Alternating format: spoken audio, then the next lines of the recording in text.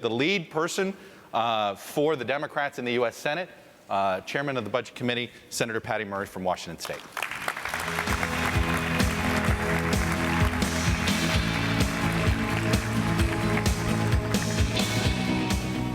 Morning. Senator, I thought when you said Washington weather, you were talking about my Washington State weather. Well, wait. We have your weather here. It's raining, and what is it right now in Seattle? 80 in Seattle, so something happened. I don't know. We have sort of messed up the Washingtons there. Somebody needs to realize which Washington's supposed to get rain. All right, simple question to begin this with: where are we in the Senate in the budget negotiating process? Well, as you know, I became chair of the Senate Democrats in January this year and of the Budget Committee, and began to put together a budget which is now passed out of the Senate. The House has passed their budget, and in a regular order world, which they have been calling for a long time, we would appoint conferees in the Senate, the House would appoint conferees, and we would begin to sit down in an open, transparent way and work towards a compromise.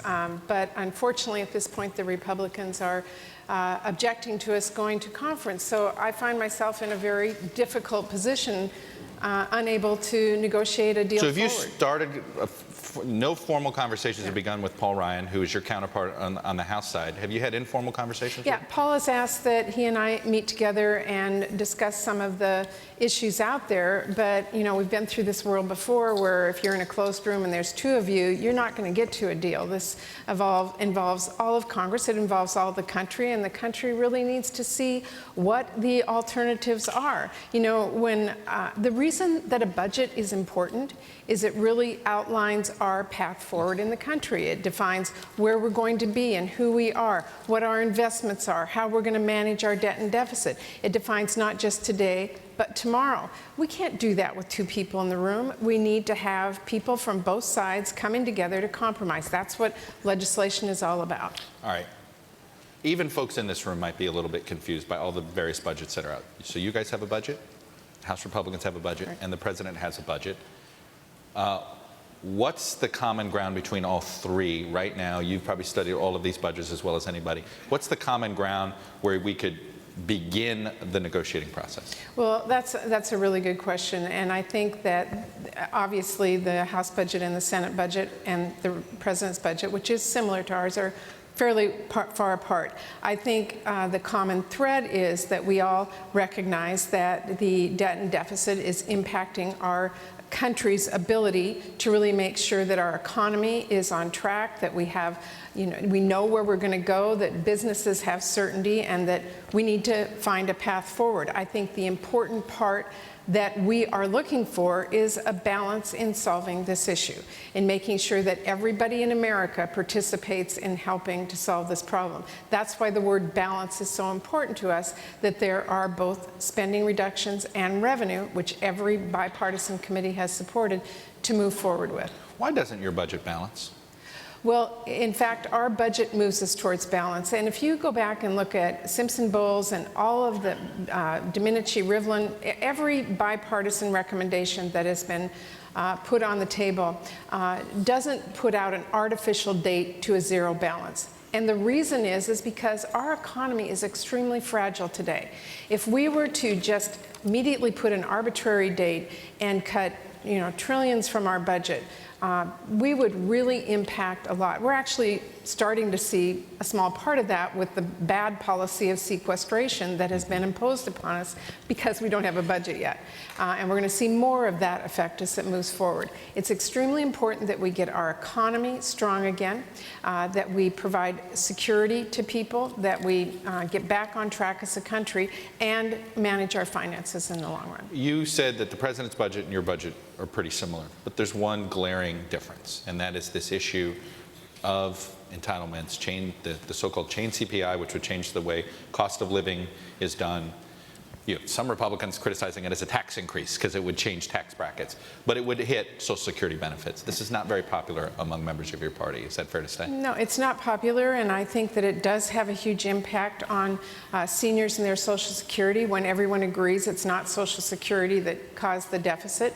The president has said his budget is not a perfect solution, but he put that out there as a way to say, my door is open to finding some compromise here. And I think what he is waiting for, what I'm waiting for, I think what Democrats in general are waiting for, is for the Republicans to walk through that door and say, you've compromised a bit, we're willing to compromise on the revenue side. So do you think that the Republicans aren't interested in entitlement reform?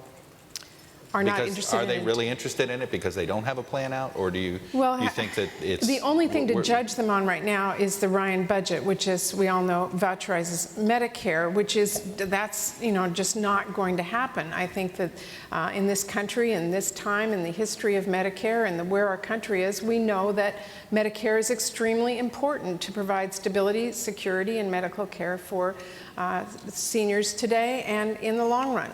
The question is, how do we do Medicare policy for the long run to make sure that it is solvent in the future, which we have, as a party, said we know we need to do. We're willing to put some ideas on the table. What's an idea that isn't in this budget, isn't in the president's budget, but that you'd be put on the table? Well, actually, I would disagree with you. In our Senate-passed budget, we put in an additional $275 billion in reduction in Medicare over the next 10 years.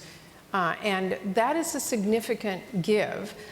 We recognize on our committee that we have a number of people, Senator Warner, Senator Whitehouse. Where are you getting this money, by the way? Is this coming out of reimbursements to doctors? Is this out of hospitals, or is this from a budget people that pay in? document merely says the Go top find the line money. numbers and directs the finance committee to it. But I can tell you, having chaired the super committee, numerous conversations that we went through line by line to say what are the changes that can be made that don't impact beneficiaries, but that make the problem, solve the problem in the long run. President Clinton was here earlier this morning talking about some of the ways that we need to look at health care in the future, not just for our Medicare population, but for our entire country. It's consuming our country at this time in terms of expenses. We as Democrats are willing to look at those long-term proposals and to make adjustments in our programs and to determine how we can do that. But again, we can't solve this problem just on the backs of Medicare and senior citizens and hardworking families. Everybody has to participate in this debt and deficit problem that we have. That's why revenue is so important. Is there anything that's a non-starter when it comes to entitlements? Is it raising the age on Medicare? Is it raising the age on Social Security? Absolute What's the non-starter is the voucher for Medicare proposal, which simply shifts the costs and creates a system that is not sustainable in the future.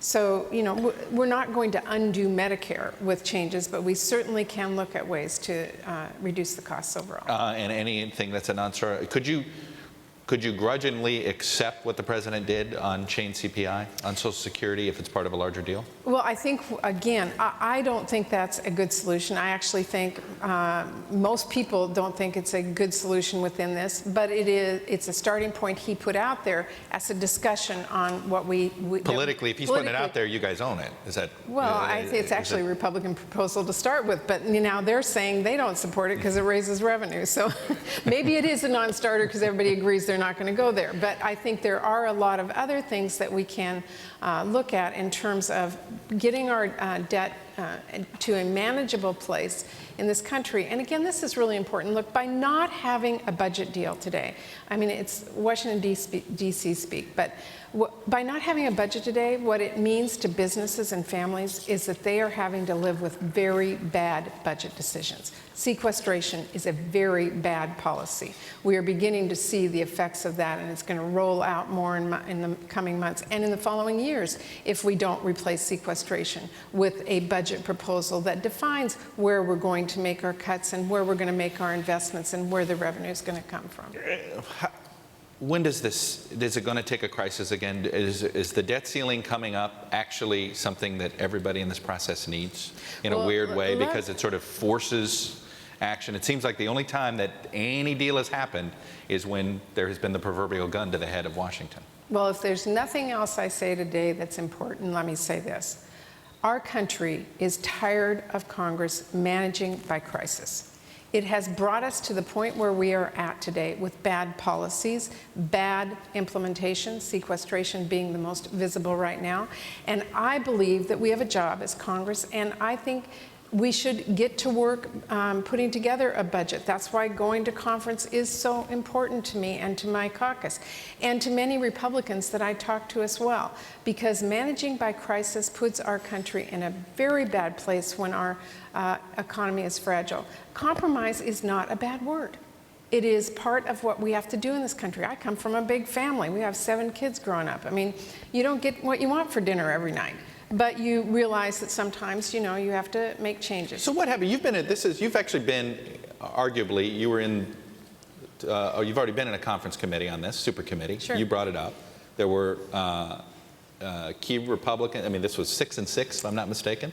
3 from sort of every caucus, so 6 Democrats. You were the chair there.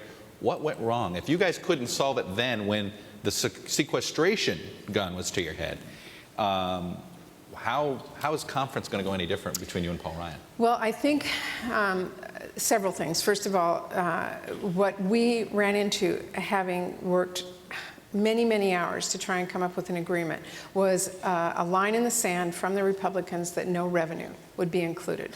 And we just could not solve this entire problem on the backs of a working class public who was struggling so much from the economic disaster that occurred. That wouldn't be fair, it wouldn't be balanced, it wouldn't be what the public was asking for.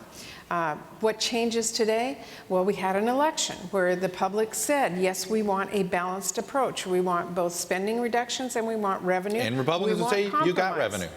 You got $600 billion worth of revenue. And I will remind everybody 2 things. Every bipartisan group that put together a proposal recommended much higher revenue than just the $600 billion. We are asking for those kinds of balanced proposals moving forward.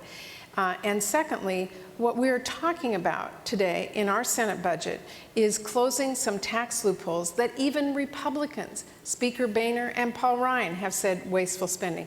We spend so much time in Congress going after cuts to discretionary spending and calling them earmarks. We have the same kind of earmarks and tax expenditures that need to be looked at, and are they good for our economy? Are they benefiting just one class of people? Are they working for all of us? And that's the discussion that Speaker Boehner has agreed we need to do, but they will not include it in, their proposal. You just brought up tax reform, so it segues to our Facebook question, which is from Lisa Burke from Seattle. I believe we need a combination of revenue and spending cuts to address our debt. Is tax reform the solution to getting revenues without setting off a firestorm about new taxes? So it sounds like what she's saying is, can there be a static or lowering of rates that raises the revenue you're looking for? Can everything be accomplished that way? Well, and what she is also putting forward is the premise that we need both spending cuts and revenue. And the question is fair and legitimate, and in fact, in the super committee and in our Senate budget, we have looked at tax reform as a way of bringing revenue to help solve the deficit problem. The difference right now is that the proposal that the Republicans are looking at does tax reform only to cut the rates for the wealthiest Americans, to give them a tax break. We are talking about tax reform, closing loopholes, looking at tax expenditures to help balance our budget, which benefits the entire country and sets us on a better path. You know, you keep talking about widening it. You know, there's been some.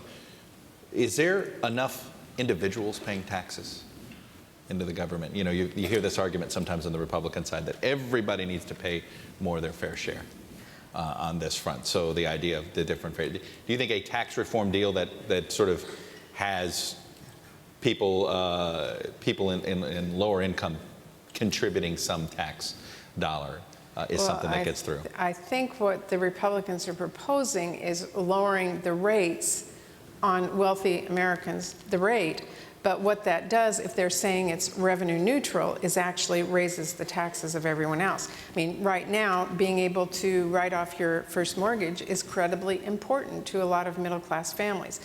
Taking that away is a huge impact. So the tax So when they want to lower the rates revenue neutral, somebody is raising tax. Right, They're raising exactly. taxes on somebody. Right. And have you identified where that tax hike is coming from? Well, they haven't identified it. They've just thrown out a target number, and if anybody credible has looked at it, it's very clear that in order to raise that kind of revenue that they would need to be revenue neutral from lowering the tax rate is going to require a lot of middle-class families to lose a lot of what they use as deductions. You were just at a dinner with the president last week. I want to say you hosted all the 20 women senators. There's 16 Democrats, 4 Republicans in there. Nature of the conversation, how much of it was focused on the budget issue, and did you walk out of there any more or less convinced that a deal was going to happen this year?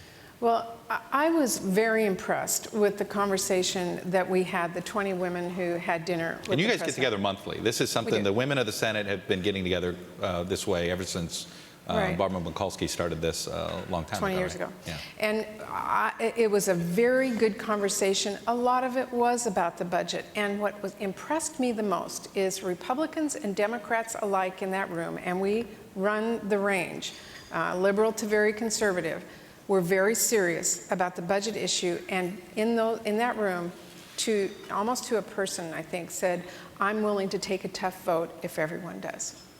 That gives me hope. So I think if we put the 20 women into a room, we could probably come out with a deal. I've heard this a number of times. I don't disagree on that. Last question, and it's sort of a silly out question, but if there is no deal this year, is it fair to say there's not a deal until after the next presidential election? Well, look, here's how I'd answer that. The American public, all of us, are tired of management by crisis. It is hurting our businesses, it's hurting our families. And when I took on the super committee, the one thing I said was, I want to find a solution to the deficit problem, but I also want to show the American public that a democracy can work. If we are forced to another budget crisis manufactured way of getting to a budget deal, that's going to reinforce to the American public our country can't work. So I say let's not get there. We need to start working now in conference committee, in full transparency. The president is reaching out to a number of Republicans. He is looking for people who are willing to work with us. I'm hearing from Senate Republicans that they are tired of management by crisis. Let's show the country we can work. My door's open. I'm ready to compromise. I know Democrats are, and we are ready to work with our Republican I'm tempted to just I believe Paul Ryan is next and waiting in the back room. I'm tempted to leave the seat. We should let you guys negotiate out here in public. All right. But I will say the double zeros are on the clock. Senator Patty Murray, thank you for coming, and thank you for sharing your views. Thank you very much. Thank you very much. You got it. Coming up is the senator's counterpart in the House Budget Committee Chairman, Paul Ryan from Wisconsin. Hey, Chuck, Here he how you is. Congressman. Nice to see you. How are you? Good to see you. Okay, so what we learned from... Morning. Good morning. I'm going to start a little process. We'll get a little policy, and we'll end with a little process. And we'll start with... So process, then policy, then back to process? Yeah, you know, this is Washington. Sounds Come exciting. on now. Yeah, just what you love. When do the talks start? Democrats have said, Senator Murray said, they're waiting for you guys to send the negotiating table. She said that you want to meet with her one-on-one.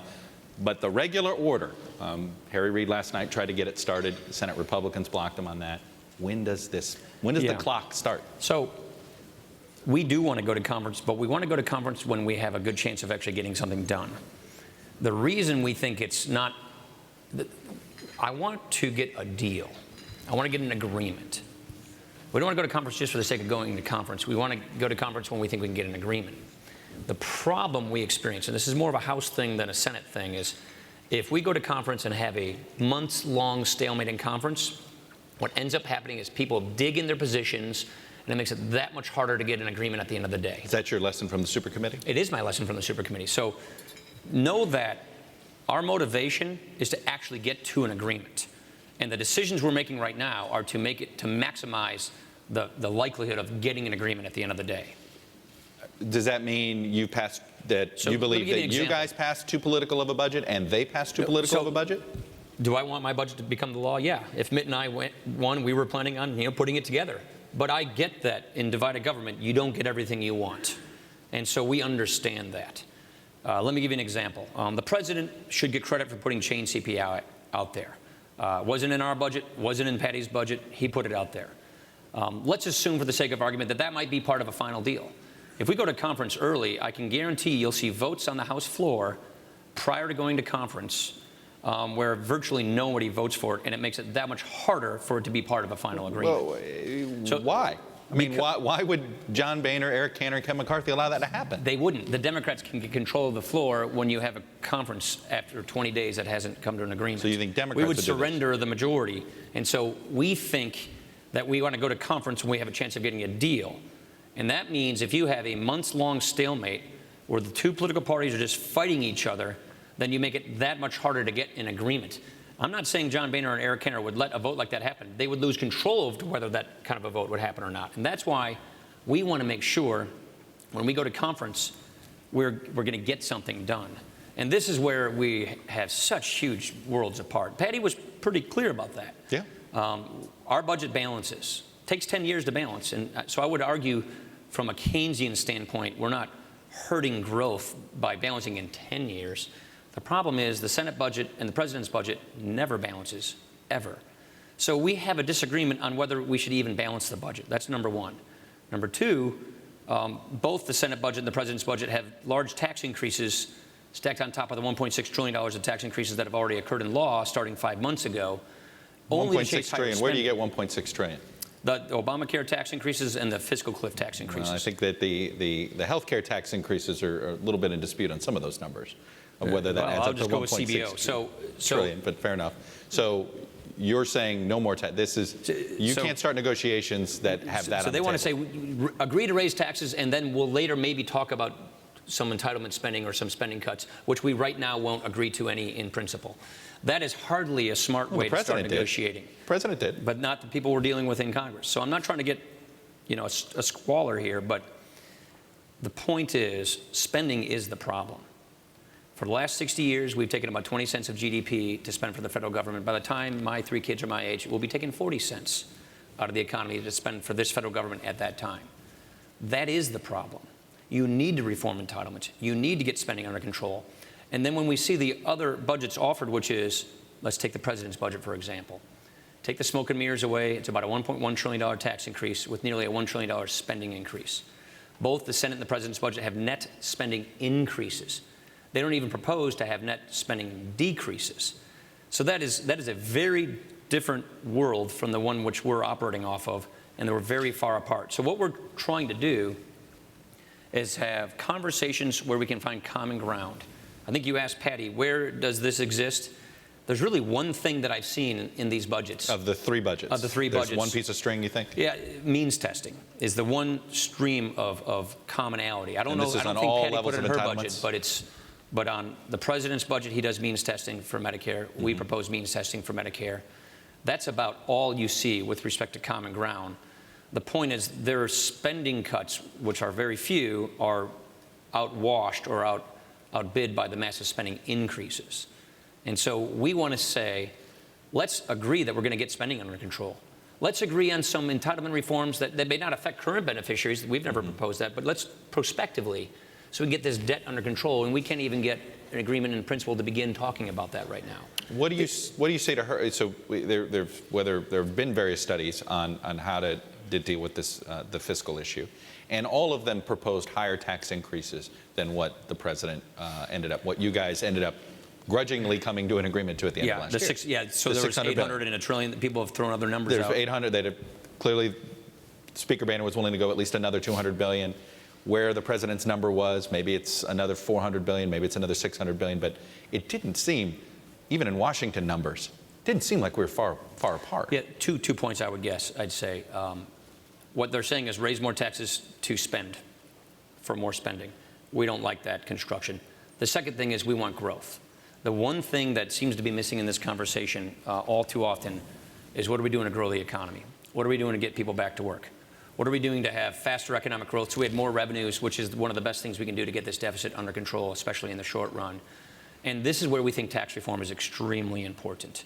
And when you're talking about tax reform, something we're going to be moving through the Ways and Means Committee, something we're very serious about, something we would like to see in a final agreement. You think that has to be part of the so-called grand bargain, whatever it is? I don't think we're going to have a grand bargain. A grand bargain implies you're going to fix the problem. But when you have the majority party in Washington unwilling to embrace the kinds of reforms that make Medicare solvent or make Social Security solvent, which are the big drivers, Medicare is the biggest driver of our debt in the future, I don't see a grand bargain happening. So the question is, can we make divided government work, and can we get a down payment on the problem? Can we buy the country time and fiscal space? That's what we're shooting for. Something that's realistic. We don't want to overpromise and underdeliver, because I don't see a grand bargain happening. She said voucherize Medicare. That's not what our proposal does, but it's what pollsters say it is. We think premium support's a smart way to go. It's how the drug plan works today. It's what the federal employees have. We think that's a smarter way to save Medicare in perpetuity. There's no way they'll agree to it, I would imagine. And so that means comprehensive entitlement reform, which takes that unfunded liability off the books, gets this debt under control in perpetuity. Those kinds of ideas, I think, are not there. Do you regret that basically, whether you believed you were doing it at the time or not, that you've essentially contributed to the demagoguing on Medicare when you guys ran against saying the president was trying to cut $700 billion out of Medicare? That whole, do you regret that conversation, because then it hurts your credibility as you're trying to have a Medicare reform conversation today? Well, look, we never thought you should take money from Medicare to spend on a new entitlement. That's what we've been criticizing. If you look at my discussions of this issue, I never thought it was a good idea. You kept the savings. I never in thought your it was. budget. I did, because it goes to Medicare. If you're going to take money from Medicare, it should go to Medicare solvency. You can't take $716 billion from Medicare, spend on creating Obamacare, and count it in two places. You can't count it for Medicare and then count it on Obamacare. But you can make the argument that if you reform the health care system, it's going to help reform Medicare down the road. That's not the argument that's being made. The argument that they're advancing is this money helps drive down the deficit and make Obamacare costless, and it extends the Medicare solvency. The Medicare actuary, the CBO, both told us you can't spend the same dollar twice. So the fiscal charade, the double counting, that's what we have a real problem with. If you're going to save money in Medicare, keep it with Medicare to extend Medicare solvency. So you don't regret the language that was used? Because you said both parts of the sentence here. As you know, the campaign simply a lot of times shortcutted it and simply said, and there's the president trying to slash So let me speak Medicare. to that issue. And frankly, I've watched both parties do this. Right. Demagogue Medicare to their own. Both parties 96 in Clinton, you guys in 2010 and 2012. I'm not going to dispute that. The point I would say also is look at our budget. We think that there are problems with the Medicare provider community. We think that these provider cuts are going to lead to Medicare beneficiaries losing access to coverage. And so we put a provision in our budget saying we need to redress this. We need to look at where in the Medicare beneficiary network are we going to have inadequate coverage, and let's go back and look at that. So to the point that Patty was making earlier with where she has $275 billion, I think she said. In Medicare as a target number, didn't say what it was. Out of providers is what they're saying. That's on top of the 716, which we still think is going to basically effectively shut down the Medicare provider network. We see that as monopoly money. We see this idea that we're just going to keep price controlling Medicare providers to get all this savings as sort of a repeat of 1997. A bipartisan agreement, Newt Gingrich and Bill Clinton came together. They put price controls on Medicare, and what we learned quickly after that was Medicare providers just stopped taking Medicare patients. So we did two subsequent agreements to give that money back to the provider network, and the savings did not materialize as they first envisioned. We don't want to repeat that mistake. The lesson we learned from that. Is this the doc fix, by the way? Doc fix was part of that. Doc fix that you always hear about. We call them the sniff cliffs for nursing homes and other things. The point I'm making is taking this entitlement, not reforming it, and then just putting price controls on providers does not work. And so we don't see that as real budget reform. We see that as sort of a phony exercise where we know as soon as providers stop dropping coverage, we'll put the money back so that they don't drop the coverage. And so we don't see it as real, lasting, bankable reform. The point I'm trying to get at is we want entitlement reforms that we know will stick, that we know will work, that we know will help reduce the unfunded liability we have in these programs, that will help get the debt under control. And back to my earlier point, we need economic growth. And this is why we're very serious about tax reform. Do you think sequester is hurting the economy? I don't think taking 2% off the top in a $14, $15 trillion economy is going to be a big drag on growth. I think in some sectors like defense, there are clearly dislocations that are occurring. This is why I passed 2 pieces of legislation, one in July, one in December, to have smarter spending cuts in other areas of government to make government more efficient to replace the sequester. You got to remember the House twice passed legislation saying the sequester is not smart, it's bad policy, we didn't insist upon it in the first place, and here are better spending cuts to replace the sequester. We stand by those cuts. We think those were smarter cuts.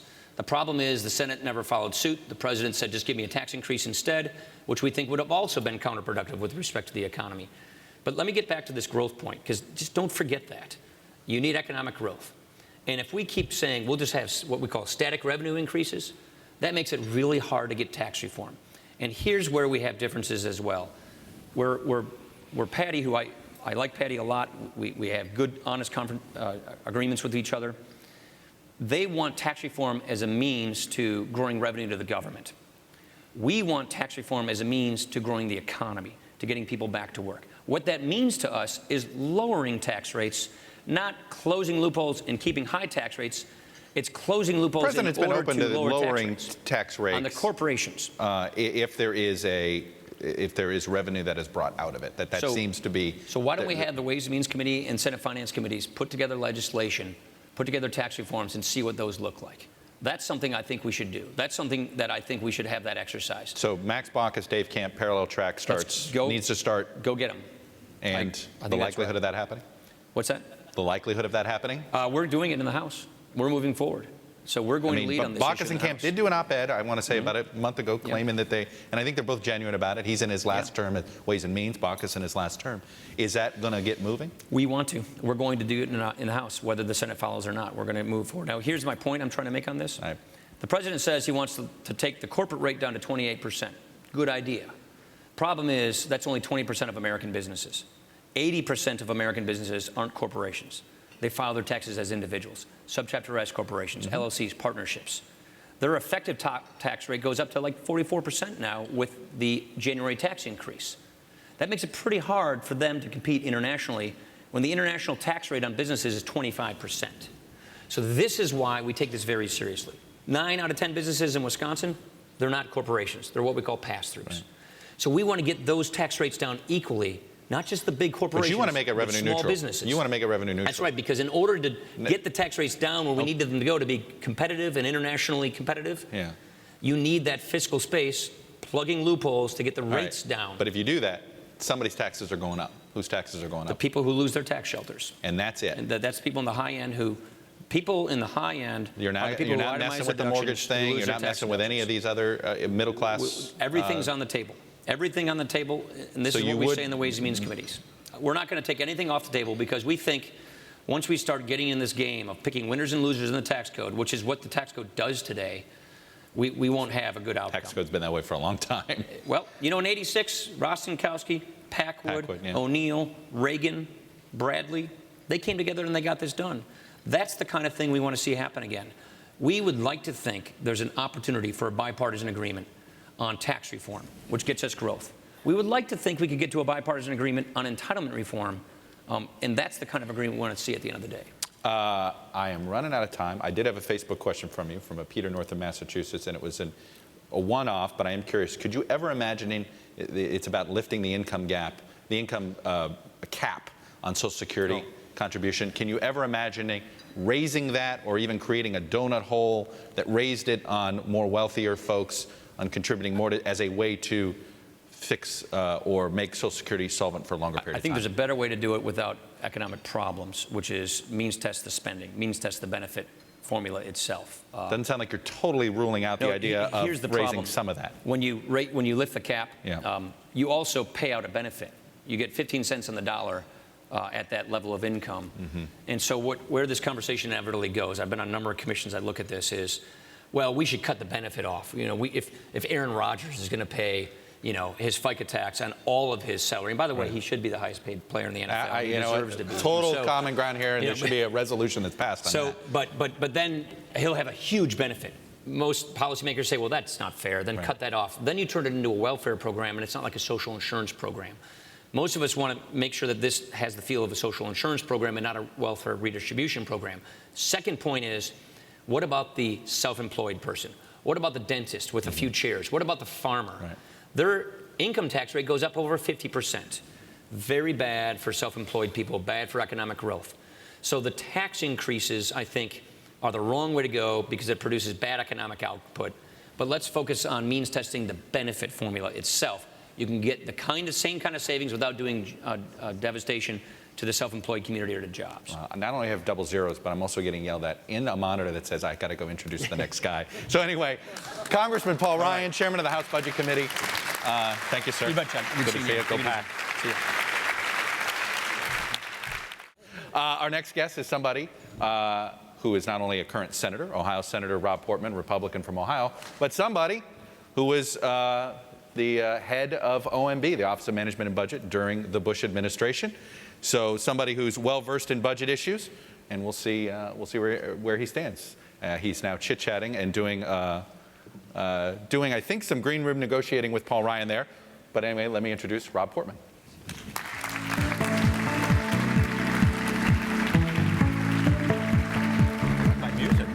You get music. You get entrance music. Did you? It's sort of like at a baseball game. Do you have specific entrance music that you demand? I had preferred a country music Florida song, or something like that. Best, yeah. Stairway to Heaven. There we go.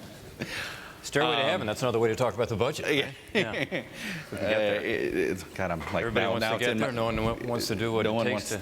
There it is. And we thought that Paul Ryan was the only heavy metal rock fan.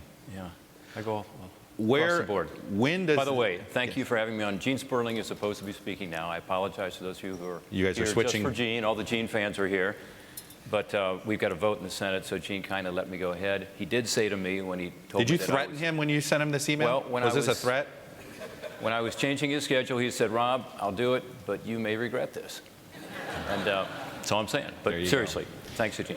Now, Gene and I have done this before, this dog and pony show together, so I was interested in him going first because it's a lot more fun to criticize what someone else says about the budget than to actually come up with ideas. So. Well, then there you go. Yeah. I want to start with the same question I've started with Senator Murray, and I don't have a good answer, which is nobody seems to want to start negotiating.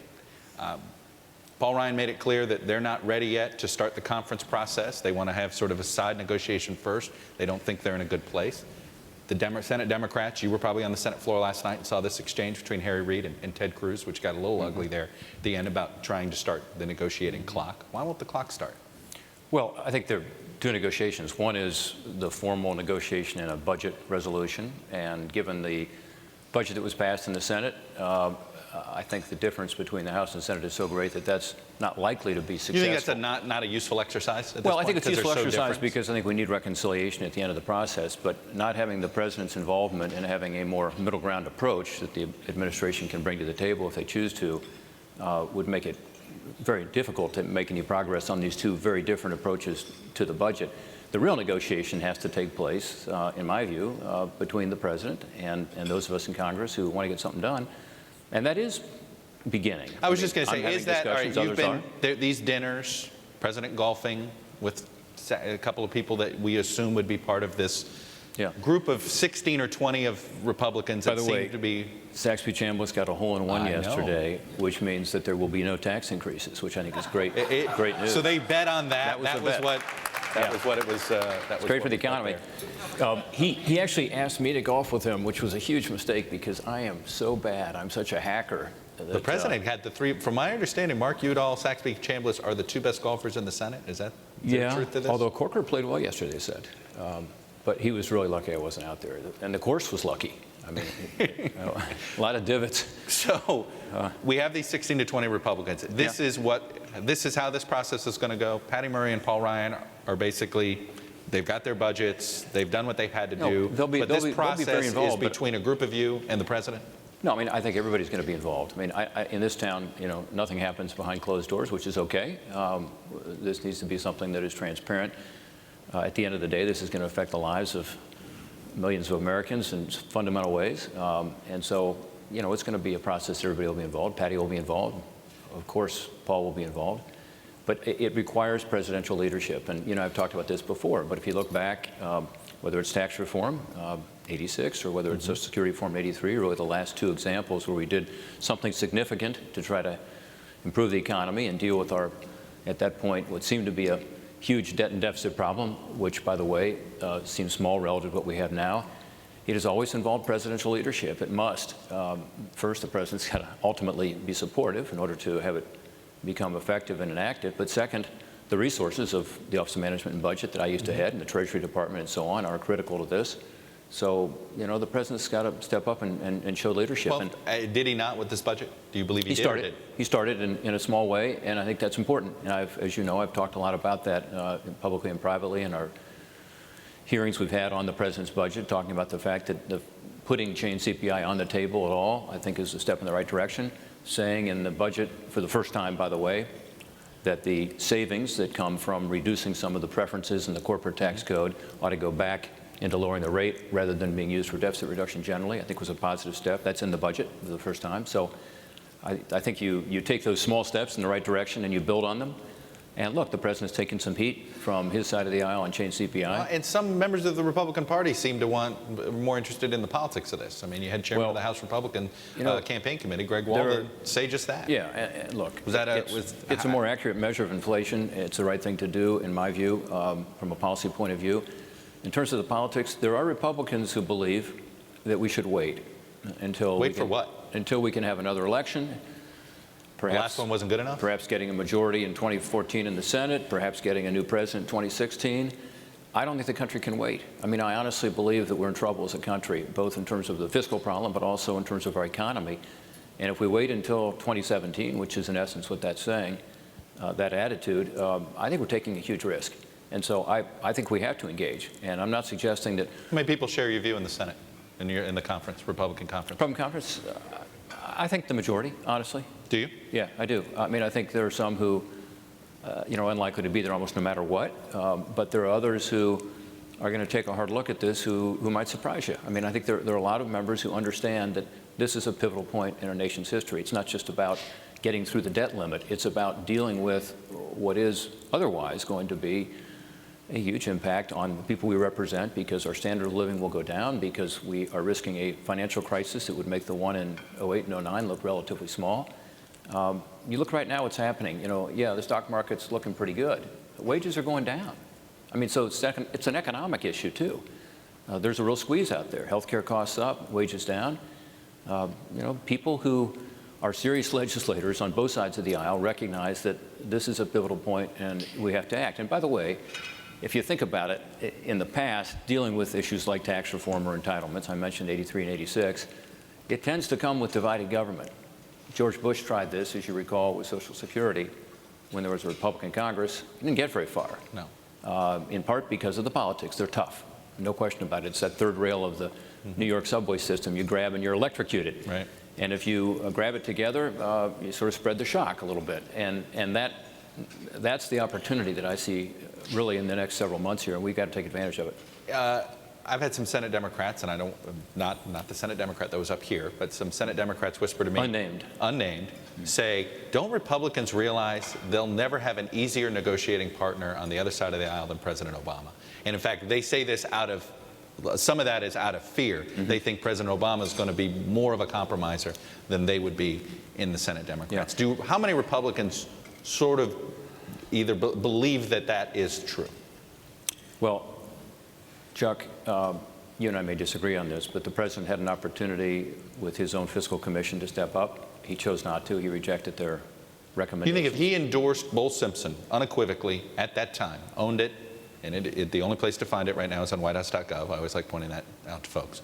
But if he had endorsed that, owned it, do you really believe there would have been bipartisan support for it? Life would have been very different. You had, as you know, senators, including all the Republicans who showed up to work on that commission, Tom Coburn being one, a very conservative senator, supporting it. I mean, it would have been very different. A bunch of Republicans jumped off, didn't end up, that commission could have had teeth on it. That commission, the president had to appoint because a bunch of senators backed out. Including some Democrats. But look, my point is this.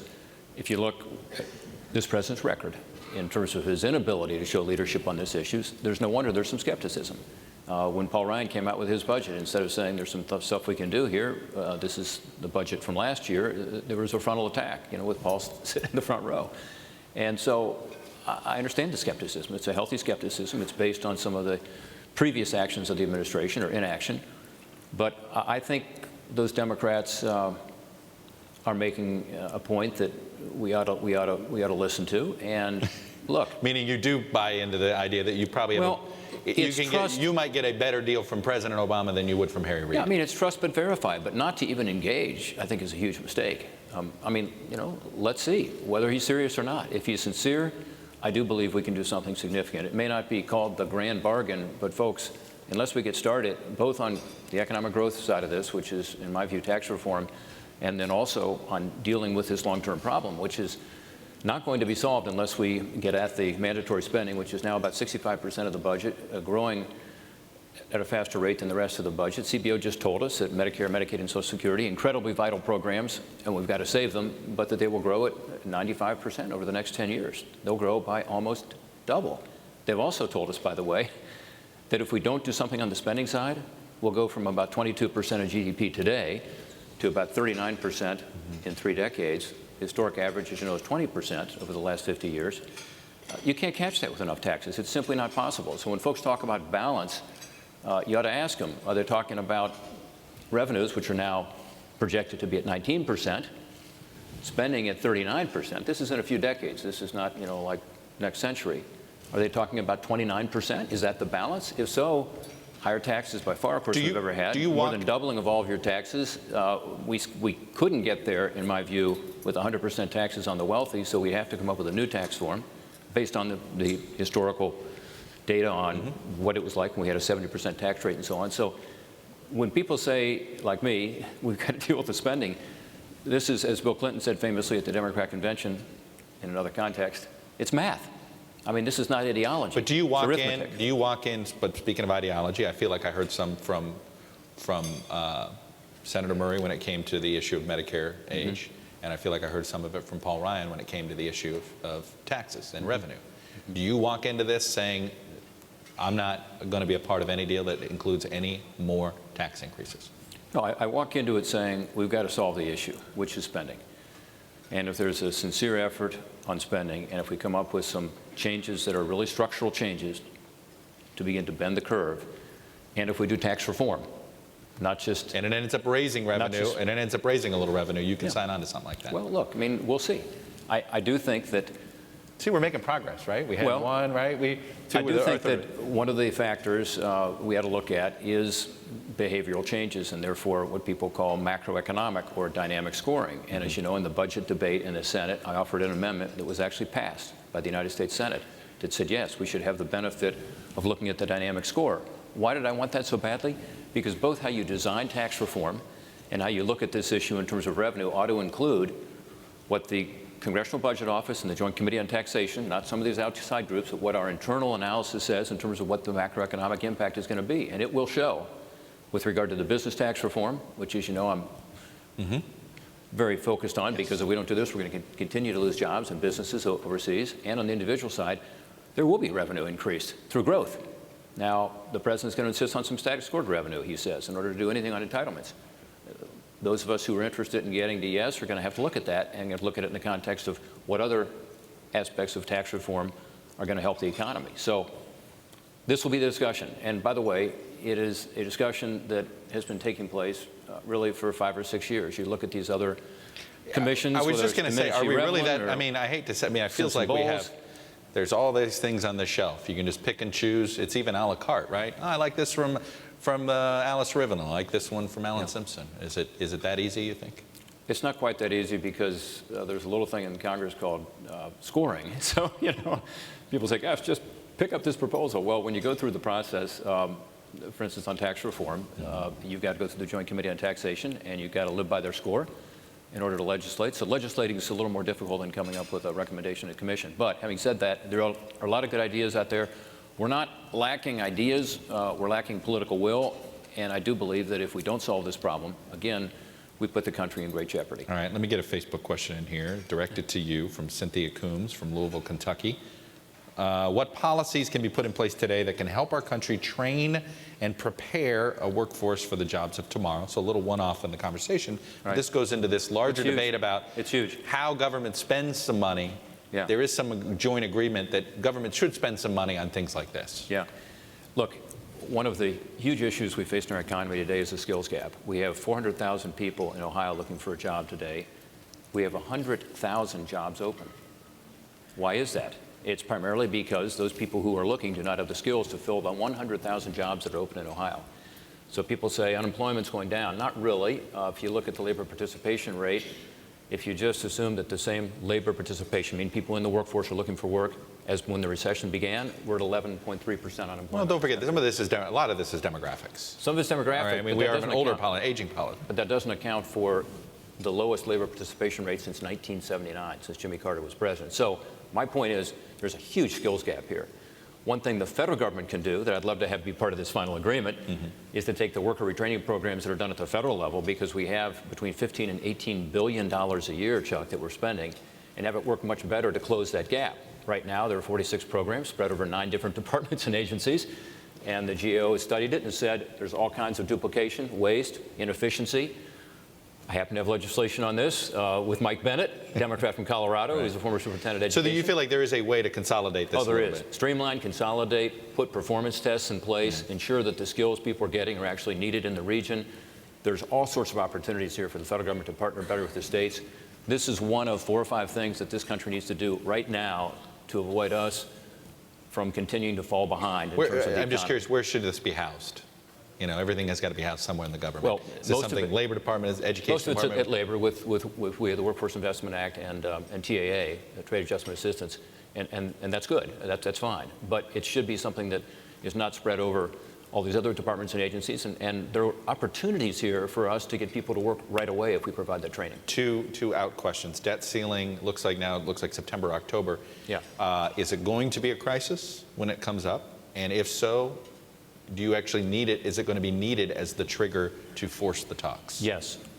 So it is going to be a crisis and it's needed. Yes. So you're of the mindset that could be the forcing mechanism to the big deal. Well, look, I've heard the president say, we should take this, out of the political equation and just extend the debt limit and then deal separately with this. I will tell you that over the last 3 decades, it's the only thing that has worked. Think about Graham Rudman. That was the rescission. Some of you, There's no one in this room old enough to remember Graham Rudman, I can see, but it came out of what? No, we want to pretend there's nobody in this room old enough to remember Graham Rudman, that's all. A debt limit discussion. Yeah. Think about the 1990 budget deal that some criticize, that George H.W. Bush put in place. What did that come out of? A debt limit crisis, as did the 97 agreement, the balanced budget agreement in 1997. So I would argue that every single one of the half-dozen proposals that have actually worked to reduce spending in Congress in the last 3 decades has come out of this same process. Why? Because the American people do not like to extend the debt limit. Why? Because they get it. It's like a credit card. You've overextended on your credit card. Now you're going back to Congress and saying, because you have to, under statute, please extend that. Well, what the American people say is, deal with the underlying problem, like I'd have to do in my home or my business when my teenager maxes out on his or her card. And so it's a good leverage point because the American people get it, because they don't want us to extend it without dealing with the underlying problem. I think this will be a positive way for us to focus people's attention come whatever it is, September, October. And it's this year. This year is deal or bust. I think it is. I think it's very difficult to imagine in 2014, which is an election year, making much progress. It's possible. We've done things in an election year before, but it's going to be difficult. And when we have this summit next year, we're going to be talking about the deal? I hope we're talking about implementation of something that we have agreed to early this fall. And I hope we're talking about the fact that we now have some bending of this curve that is otherwise going to bankrupt the country. There's no question about it. And I hope we're talking about an economy that's starting to improve because people see they have more certainty with regard to pro-growth tax reform, because we're dealing with some of these issues like worker retraining we talked about, and that America gets back on track. Senator Rob Portman, Republican Thanks, Todd. from Ohio. Good to see you. We'll leave it there. I bring out Gene Sperling. He's chairman of the President's National Economic Council, and he comes out now a man of many budget wars, a veteran of many budget wars. Mr. Sperling, you are the last word here on this. My privilege. You are on the White House side of things, meaning you are probably aware of where the levels of conversation are, and I'm going to start with basically the same question I've started with everybody else. What's the status of talks? Have they truly begun? between the president and Senate Republicans? That seems to be where everything this is headed. Is it fair to say it's formally begun or not? I would say that what you've seen the president do is do everything he can to create the conditions for a bipartisan agreement. And you see that by the fact that he was willing to keep his offer to Speaker Boehner on the table, even put it in his budget, even after the Speaker had pulled it back. You've seen it in the outreach that he has done to Senate Republicans and really to anyone he thinks would be part of what he calls the common. And is he throwing golf games now? Is that what this has come down to? He's going to throw golf games? I think that if people ask, are we doing enough? I think the fact that we are arranging for Republican senators to get holes in one when they play golf with the It's president. amazing the power. I'd like it a little. I don't know I'd like a what hole in one more before you I expect us to do. Yeah. And it's a 1-on-1-1, 11 hole. I mean, it was an extraordinary effort, but it shows that we are taking very seriously, doing everything we can to create those conditions. And I think that these dinners and the conversations have been important because they've built trust. The Republican senators have seen the president's very serious. They've seen that he is willing to compromise, that he's willing he's showing political courage and putting out things that he doesn't necessarily even want to have, particularly in his budget, but he's showing that willingness to compromise. I do think that, and you had this conversation earlier, that you'd heard quite a lot before about the importance of returning to regular order. Right. As you remember, I think when I'm often being interviewed on cable TV, I used to get, if only the Senate would pass a budget. 1,004, whatever it is, right. Heard it so many times. Right. So here you've had that take place. They even conditioned the debt limit extension on it. And so we have a chance to actually have a conference committee like we teach our kids in their U.S. government classes it's supposed to work. And yet you don't even see a willingness to appoint conferees. But I think what we're doing is obviously we're calling for regular order, but the president is engaged in the conversations that I think soften the ground, create the conditions for an agreement. And that's not, and I think, the importance of what you saw in his budget is that it's not just about having quiet conversations. He has shown that he is willing to go out of his comfort zone, to put forward a real compromise, to take heat even from his own side, understanding that in divided government, if we're going to get a balanced agreement, it is going to require both sides to get less than 100%, both sides to be willing to tell their supporters that we have to compromise to do something positive to move the country forward. I mean, one thing I think it's important to recognize is how nonsensical the status quo is right now. I mean, everyone has said it, but it's true. You have a sequester that was designed by both sides to be so stupid that it wouldn't take place. Speaker Boehner had said it would be devastating. And then people say, well, I think the Republicans' leadership may be satisfied with the status quo. But on what substantive grounds? They have always argued for a stronger defense budget. This has a harsh defense cut that lasts for 10 years. They argue for stronger border security. This cuts border security. Some of them support more biomedical research. This is $1.5 to $2 billion a year in cuts to NIH. And this is the most important point I want to make, which is what you hear when you come to a Pete Peterson forum is a focus on how we as a country are going to deal with the challenge of the baby boom retirement. So the question to ask is, what does the sequester do for the second decade of savings? And the answer is, it is a big zero. I think it's important for people to understand that. This cuts the domestic part of our budget, which is already about to be the lowest it's been as a percentage of our economy since the 1950s. It would cut this severely, even though that's where a lot of our investments in children and innovation and research are.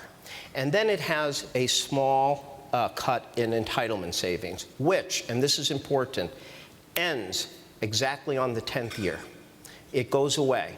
So when you look at the sequester, somebody says they're serious about long-term entitlement savings, but they think the status quo is acceptable. They're for an approach that would have zero savings in the second 10 years, compared to the president's approach, which would have $1 to $2 trillion of entitlement savings in the second decade. Well, as you know, a big deal happens in Washington when there is a political reward for both sides at the end.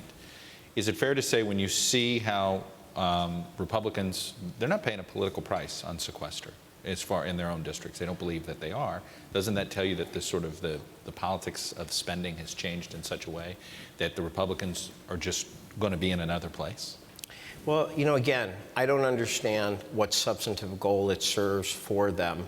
Again, this is cutting into areas that they have long argued were priorities for them. It's done in an arbitrary way. You know, you've heard both Paul Ryan and Rob Portman talk about growth. There is not a single independent economic forecaster out there, or not one I've seen, that does not think the sequester is costing us hundreds of thousands of jobs, costing us economic growth. We're at a point where we should be, where our economy recovery is showing some strength in the housing side. We could be taking off. Instead, we're putting a brick on the economy. So why should people be satisfied with an approach that was designed to be so stupid nobody could live with it, that's hurting jobs, that's hurting economic growth? You know, one can take that position, but I don't understand it. And I do believe that there are military communities in many people's districts and other places, people getting Meals on Wheels, Head Start programs that are hurting. And I'm not sure that people aren't hearing that. But it is true, as you know, Mitch McConnell once says, it takes two to tango. And the president can create a conditions, and he can do outreach for a serious bipartisan balanced agreement that can help alleviate this, remove this sequester and have a more balanced approach of long-term entitlement savings and revenue from tax reform. But, you know, again, it takes two to tango. The president has shown real political courage and leadership in what he's been willing to put out. But if we don't see some of that same leadership and courage from their side, it's going to be very hard for us to do anything about that. And we understand that's the reality we face. What did the president mean when he said the other day that there needs to be a permission structure for the Republicans to get on board? It was an interesting phrase that he used, that he was asked about the dinners and all this, but it seemed that we're sort of kind of still in this stalemate.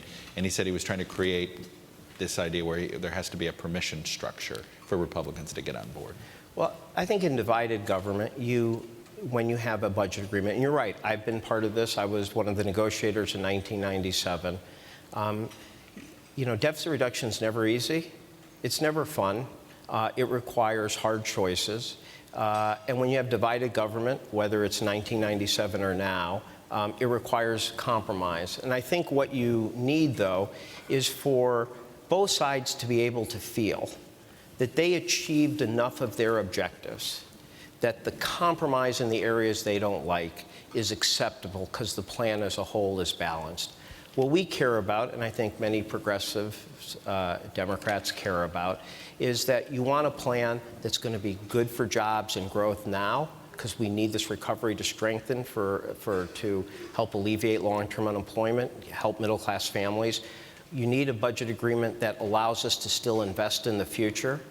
And you need something that, while it will have long-term entitlement savings, isn't putting all the burden on seniors and middle-class families, that it's balanced, that includes some revenue savings from the most high-end individuals. And I think if it has that kind of balance, it is easier for a Democrat to go along with perhaps some measures that they would normally oppose. Likewise, I think what you've heard when you listen to Senator Portman and others is that while they may prefer to not have any additional revenues through tax reform, if the agreement is serious enough about long-term entitlement savings, such as in the second decade, as we spoke about, that I think that for them becomes acceptable. Even if they would prefer not to have revenues, they hopefully, many of them on both sides, recognize that everyone's got to give a little, everyone's got to compromise their position a little, so that we can have an honorable agreement that's good for growth, good for the middle class,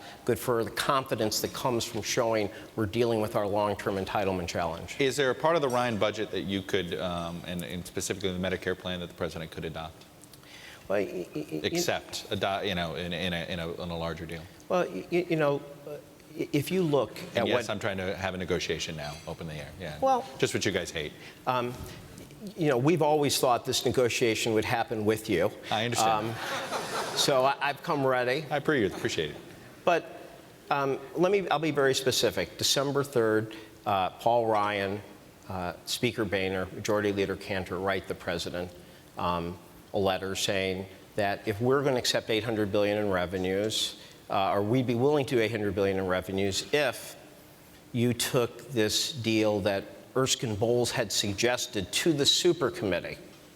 And that deal basically called for three things. It called for raising the Medicare retirement age, it called for CPI, and it called for means testing Medicare. I do think that the president, and then the minority leader, McConnell, called for those same three things twice in November and then on his first appearance on Meet the Press in January. If you look at what the president has done, he has put forward in his budget two of their explicit requests. Means testing the premiums on Medicare for couples over 170,000 and also accepting their request that we have the CPI change in the budget. And you see that obviously that's been very tough. And some of our own supporters have expressed opposition to that. So I do think that the president has shown a willingness to go at least halfway. But one thing people don't recognize enough is that when the president puts out in his budget $400 billion in specific savings in Medicare, and then you say, how does that compare to Paul Ryan's budget? I don't know how to answer that because they don't have any details of how they get any savings in the first 10 years. None. So we hear a lot about, are you for structural reform? Well, the president says, here's $400 billion. This includes asking high-income premiums on well-off seniors. It does call for new beneficiaries to have some better incentives in their beneficiary structure. So we've got details on the table. There's now time for the Republicans who are serious to come back and start saying what it is they want and what are the conditions. You believe they owe you a deal. They owe you a new piece of paper. That you guys have, if we're doing a ping pong game here a little bit, you guys have put out your public ping pong. You've done your shot. They owe you something in return. I think that even some of them recognize that to some degree the ball is in their court, even if it's a private communication. And look, you know, of course I've heard the speaker and others say, well, the president got his revenues. But let's be honest. The speaker was at $1 trillion in revenues in December, $1 trillion. So it is true that $620 billion was raised by restoring the rates to the Clinton rates. But even by their last offer, they have nearly $400 billion in revenues on the table. It's not as much as the $580 billion the president has asked for.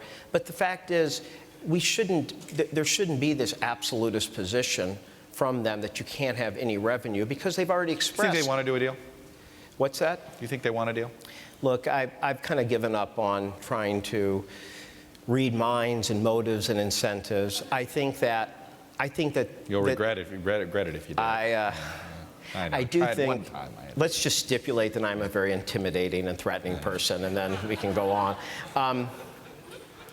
Look, I think that I have conversations with Republicans who I think are sincere about being willing to compromise. I think they want to see a significant commitment to the type of entitlement savings as part of a deal. I think that they understand that to get an agreement in divided government, that means that tax reform would have to raise some revenue to contribute. Do you buy this idea, though, that you can lower rates and raise revenue? Well, I think it's difficult, but I think, you know, you said what the president has done is he has put out explicitly how he would raise $580 billion through two reforms, the Buffett rule and having a 28% deduction limit. Right. So he has shown how you could do it in a way that is reform and he feels is fair to the middle class.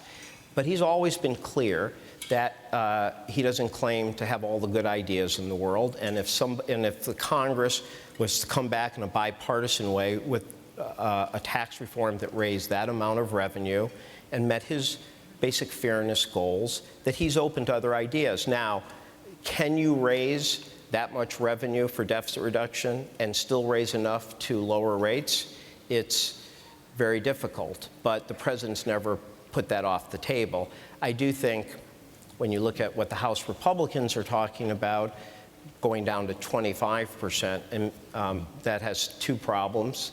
One, everything that Chairman Ryan said today, unfortunately, all left the line that there couldn't be a single penny of revenues, which is not going to help us lead to a bipartisan agreement. But also, I think as we saw from the report from the Brookings Urban Institute over the summer, if you have to lower rates that much on the top 1%, you can't cut their expenditures enough to pay for it. So you'd have to actually raise taxes on middle-class families. And I think if they were to put forward a plan like that in detail, have it scored, have people understand it, I don't think it would do very well. The debt ceiling, you heard Rob Portman say, there's no choice. Debt ceiling, I know where the president stands on this. He said it's not he's not going to use it. He's not going to be forced to negotiating. You having the debt ceiling be a negotiating mechanism. How is it not inevitable? Look, the president's been very clear. He's not negotiating on the debt limit. He believes that the era of anyone threatening... Though arguably he's done it twice. Well, I mean, BCA in 11, and even the end of the year, the idea of negotiating the debt, I mean, there has been negotiation through it in some form or not, has it not? There was in 2011, and what we saw was how harmful that was. The idea that the United States, and all that we've done over 200 plus years since Alexander Hamilton to build up our credit rating, our full faith in credit. I think that when the president saw what happened in 2011, saw the hit to confidence, the hit to the economy, the hit to our standing, I think he made the right decision, which is that he's simply not going to negotiate on the debt limit, that no one should ever threaten the default of the United States as a way of getting their budget goals. So you're not interested in having it as a trigger to force budget talks? No, because no one, Democrat or Republican, for any reason should ever use the default of the United States as a budget tactic or a negotiating tool. And I also want to make clear that this very bad piece of legislation that may be coming through the House called prioritization is default by another name. It is not a proposal to prevent default. It is a proposal that says, who do you pay first when you are in default? It's the equivalent of telling a relative, it's okay if you pay your mortgage, it's okay if you default on your student loan, your car loan, and your credit card. The United States, when we talk about our full faith in credit, we mean that the United States of America meets its obligations. And the idea that it would be okay for us to meet our obligations to bondholders, but then default to veterans, to Medicare recipients, to small business contractors, is completely unacceptable. And no one should think that is anything other than default by another name. What's your level of confidence that a big deal actually gets done? That he signs a big deal piece of legislation on the budget? That sort of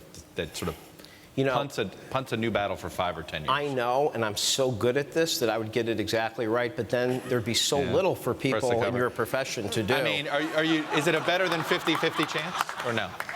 Or are you less optimistic than that? What's realistic? I think all we can do every day, I mean this, is wake up and do everything we can to create the conditions for that type of And this agreement. is the last chance. This 5-month period is realistically the last chance. Well, I think historically, in this presidency. Look, I'm not going to make 2-month or 3.5-year projections. I think historically, as we saw in '97, the first year of a president's second term is a good time for people to come together and make hard choices that are good for the country. And again, you've seen this hasn't been abstract. You've seen the president out there willing to accept things they need for a budget agreement that he doesn't necessarily agree with. You've seen him show the political courage of doing things that many of his own supporters disagreed with. I think that what's been important about the outreach is that people understand that he's having private conversations. Senators can call the White House, Republican senators, and the door would be open to Republican House members too, to have private conversations. So people know that whether we've reached that deal space or not, they understand that the president's serious. He's about getting something done. he's willing to compromise. And I think what he's doing is, in a period of dysfunction where we have this harmful sequester, he's showing the country that there's another way forward. Gene Sperling, president of the chairman of the NEC. No promotion right now. No promotion yet. Yeah. Maryland Congressman Chris Van Hollen, Democrat. The ranking member on the Budget Committee with Paul Ryan. You took a... Hey, Chuck. I was How you doing? pleasantly You thought surprised. you were How going to get sir? away. You know. Well, No. after this morning, you got an invitation to join the Budget Committee if Apparently, it's not too much pain. a few. So, there was a proposal right before the last recess that said the conference committee between the two budgets was going to be Paul Ryan, a Republican of his choice, you, Patty Murray, Ron Wyden, and Jeff Sessions on the Republican side, and that the six of you were going to start getting together. Where does that stand? Is that even a plausible beginning scenario for how the House and Senate begin this reconciliation process? Well, we'd like to do that, Chuck. We meaning Patty Murray, who's asked to go to conference. Democrats in the House and the Budget Committee, we want to go to conference. That is the next step. Republicans justifiably complained that the Senate didn't have a budget for 3 years. Now they have a budget. You have a House budget. You say justifiably complained. That was a mistake. In other words, I think it was a fair point. I mean, to say, the Senate should come up with a budget. That was a fair point. They said it everywhere in the country. That was their big talking point. Now, the question we've got is whether they preferred that as a talking point or whether they actually really want to get a budget, because they made a big deal about no budget, no pay. But the reality is we still don't have a budget. We're now past the April 15th deadline in statute for Congress to complete conference committee action. Again, they made a big point about the president's budget being late. Do you We're guys now lose in your violation pay? of the congressional What does this mean? deadline. Do you guys lose your pay? Well, we're going to have to press our Republican colleagues on this, but we should go to conference. I mean, I think people expect us to take the next step in the process. And we've been waiting. They keep saying, well, they want to have these conversations. But I can tell you that that's really not happening right now. Well, let me get you to that's why we respond wanna to Paul take the next Ryan. step. He said that I guess he was implying that the environment's not ready for the conference. That it would just that he believes that, for instance, the president's chain CPI initiative, there would be a massive bipartisan resolution voting it down because of the way the conference process works, and that once you start that clock, it could make the process harder. What do you say in response? My response is the clock is ticking right now. There's no evidence that we are getting any closer to agreement. And so going to conference and beginning the clock ticking is a little bit of an action forcing mechanism. People will begin to say, okay, But why should what's Republicans happening? negotiate with you and Patty Murray if the president's deal is already a better deal? Well, the reality is that what happens in conference will include any ideas that have been raised by the White House or others. It's not as if the White House is somehow excluded entirely from the conference process. I mean, obviously, they're an important player here. Gene Sperling just talked about the ideas the president put on the table. But what's ironic, they talk about how the president has changed CPI. It was their idea, and they don't have it in the Republican budget. So you're going to conference Neither with a side has the Republican idea in there. budget that didn't have chain CPI, even though this was their request. I mean, look, this is why I think it's important just to have a structure to force the conversation. And we shouldn't be using the debt ceiling, for example, and playing around and negotiating with our full faith and credit, as Gene Sperling said. We should be using the budget process. So if you have regular order, what does that do to the president working with Senate Republicans? Does it help your cause, hurt your cause, or is it just a separate track? No, I think it's a parallel track that then can feed into that conversation. As you mentioned, you got Jeff Sessions, you've got other Republicans who are on the Budget Committee in the Senate, obviously working with Paul Ryan in the House. So it's a forum for that conversation to take place. And as I said, it's a little bit of an action forcing mechanism because, number one, it happens in public. That doesn't mean people can't continue to have conversations and negotiations. But I think it would be a useful way to finally get people's minds focused. But these budgets are so far apart.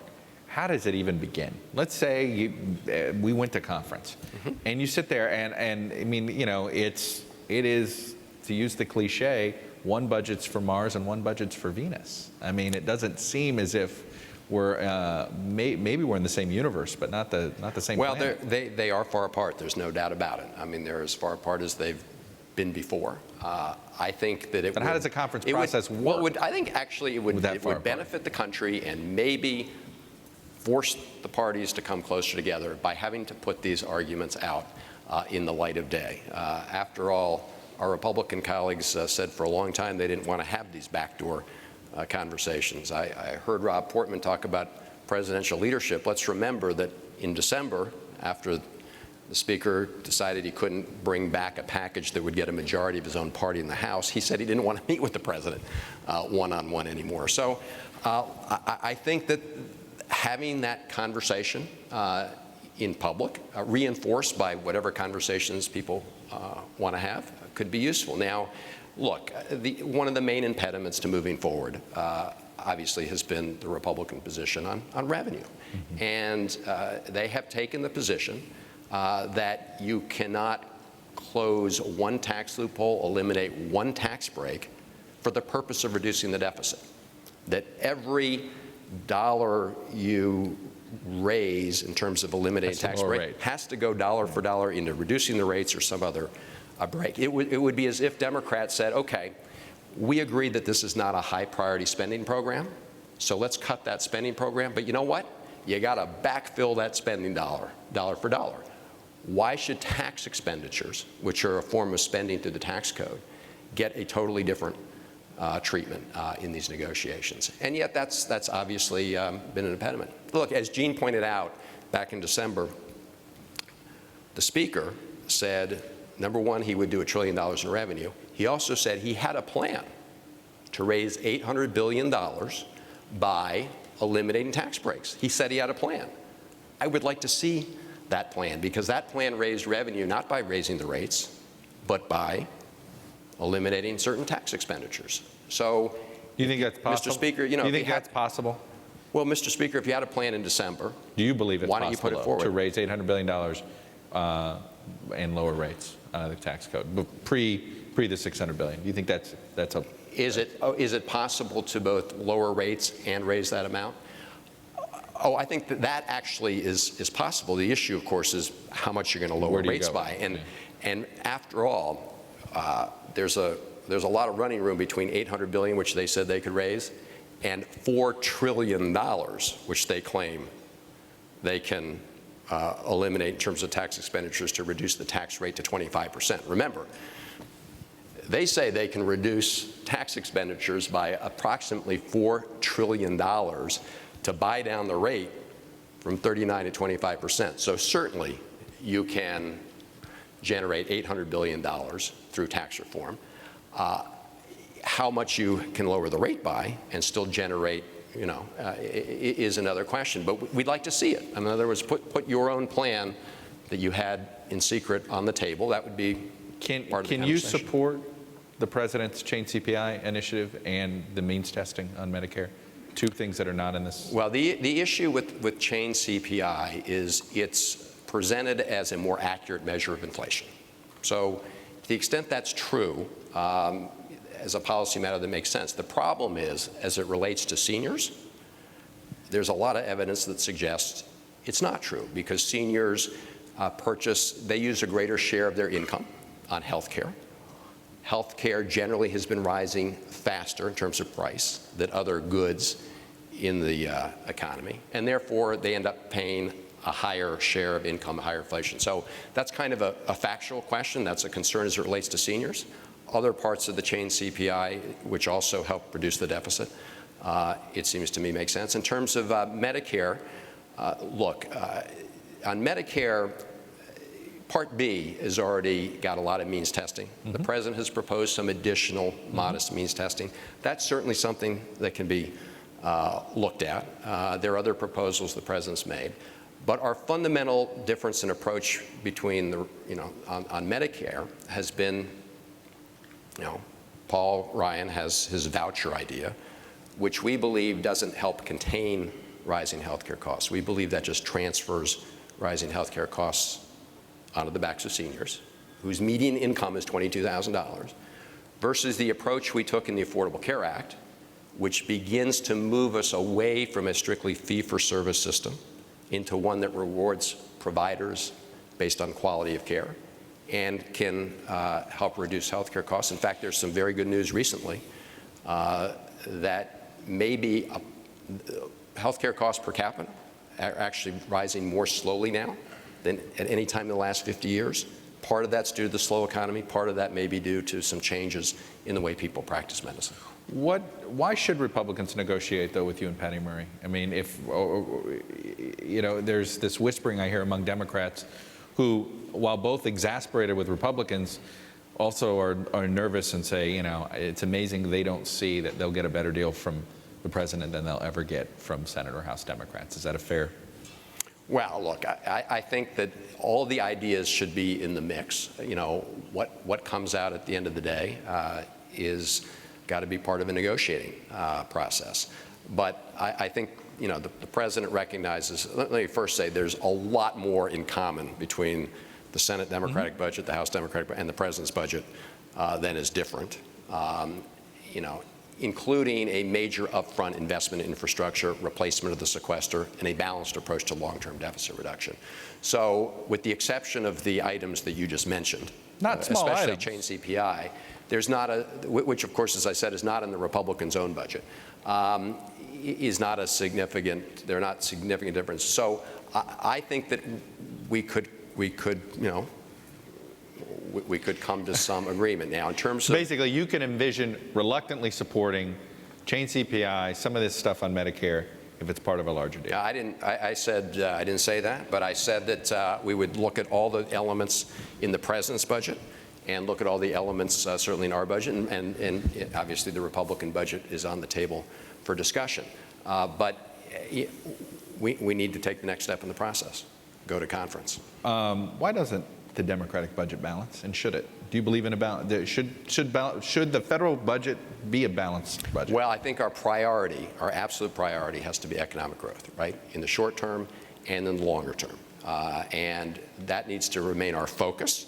And if balance can then be a byproduct of that. And if you look at the House Democratic budget, it significantly reduces our deficit as a percent of GDP in the 10 years. And actually, our budget, because of what we believe are lower per capita healthcare cost growth in the future, actually did balance in the year 2040, which, by the way, and I think everyone needs to recognize this, the Republican budget last year, when did balance? In 2040.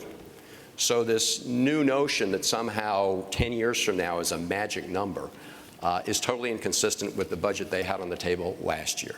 The other point I would make on this, Chuck, is that, there is this sort of super gimmick in the Republican budget that allows it to get the balance in 10 years, which is they repeal all the benefits of Obamacare, but keep in their budget all the other components of Obamacare that they railed against. Taxes. So $1 trillion in revenue in their budget comes from the Affordable Care Act. And if they don't get it from there, they haven't said where else they're going to get it. And $715 billion is the Medicare savings that they railed against in the last election. You take out the $715 in Medicaid savings and the $1 trillion in revenue, and their budget is more than $500 billion out of balance 10 years from now. So we need to keep these things in perspective. Our focus needs to be getting the economy going right now, replace the sequester, adopt the president's infrastructure proposal, and then act now to reduce our long-term deficit in a steady, sustainable way through a balanced mix of targeted cuts, reforms, and revenue from tax reform. You said last week that there's significant progress has already been made in long-term deficit reduction. Do you believe we are in a crisis, a moment of crisis, or not? I don't think we're in an immediate deficit crisis today, no. In fact, I think the main crisis right now is a jobs deficit. We continue to have high unemployment rates. And the Congressional Budget Office has said if you look at next year's deficit, 3/4 of next year's deficit is a result of the fact that we have high unemployment. In other words, the economy is not at full potential, lots of slack in the economy. So we need to do things to help get the economy going, certainly do no harm, so replace the sequester. But yes, should we act now to reduce the long-term deficits? Yes, if you look at the out years, especially because of demographic shifts, over time it will become unsustainable if we don't take action. But we do in our budget. And the president's budget gets the deficit down to about 1.7% of GDP 10 years from now, stabilizes the debt. And can we do better? Yes, but let me just say this in closing. Because of sort of artificial budget rules, we focus on 10 years. I mean, there's no magic in 10 years. I mean, someone could have picked 5 years from budgeting. Someone could have picked 15. The real issue is to take, in terms of the long term, take actions now that phase in over a period of time. Should we be doing in a two-year budgets, steady, by the way? credible way, and that would help us focus on the real issue. You talk about we do these 10-year projections, but we do a budget every year. Can the system handle that? Should it be every 2 years at a minimum? You're right. Well, first of all, as you know, we haven't gotten a budget. Right. No, we keep going CR to CR to CR. So right. in that sense, we haven't had a budget. Maybe every 5 years. There's also the issue of I I could support something like biennial budget. I don't feel strongly one way or another on that. Appropriations process, it would give them a little bit more predictability.